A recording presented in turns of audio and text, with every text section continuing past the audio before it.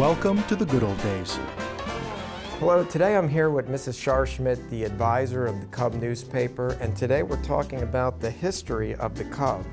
Now, the very first mention of a school newspaper, Mrs. Scharschmidt, was this article in the Reading Eagle from October of 1895.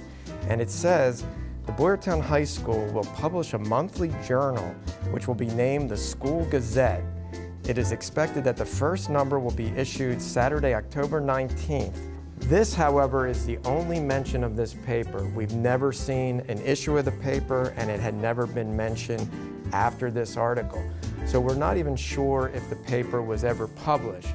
Now, one thing we know for sure, though, is the very first paper published by the school that lasted for more than one school year was a paper called The Budget. The reason they called it The Budget was because of an old definition of the word budget, which meant a quantity of material, typically written or printed.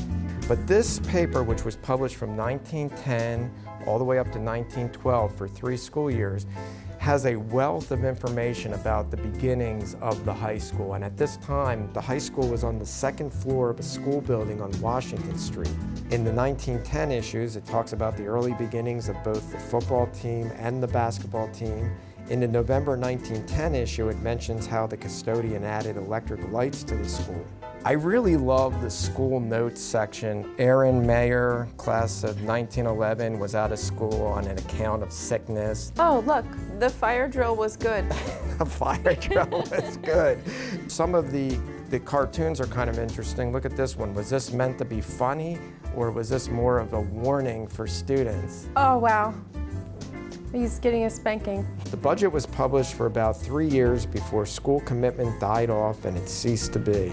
And the next school paper wasn't published until 1921. And they did this one in more of a regular newspaper format, whereas the Budget was designed more like a magazine format. And this first issue was January 31st, and it was called the Boyertown High School News. We hope to raise our paper from infancy to lusty manhood, and then impart the germ of eternal life, providing the classes that come after us keep up the good work. Very interesting. So flowery.